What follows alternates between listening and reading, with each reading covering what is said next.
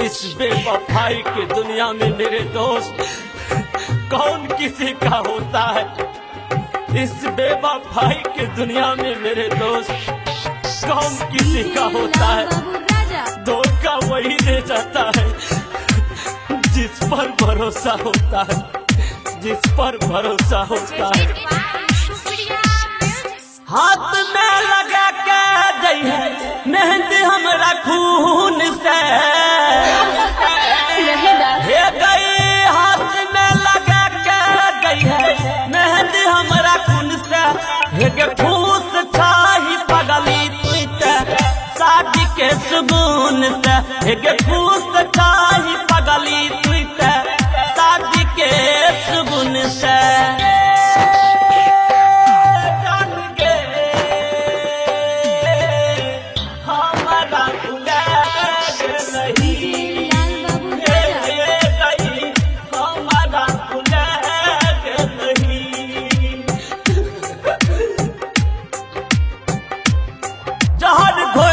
जिंदगी में हमरा कर गलही बर्बाद, तर पैटियो मछली जेना दहरद में है छौ बर्दाश्त।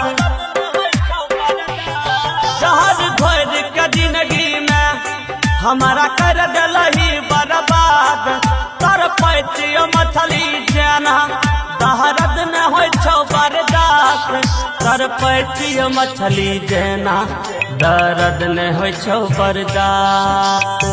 जख्म के रगड़ जलही जान है के नुन से, तू तो खून से छिपगली अपना शादी के सगुन से।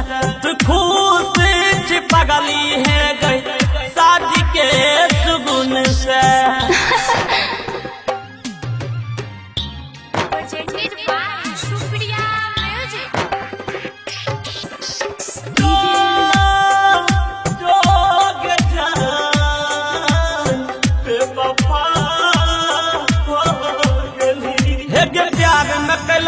पागल दुनिया लागई छो अन्हार, नीरज के नाजुक दिल से जान कलही तू खिलवार। प्यार में कलही पागल दुनिया लागई छो अन्हार, नीरज के नाजुक दिल से जान कलही तू खिलवार। नीरज के नाजुक दिल से जान कलही तू खिलवार।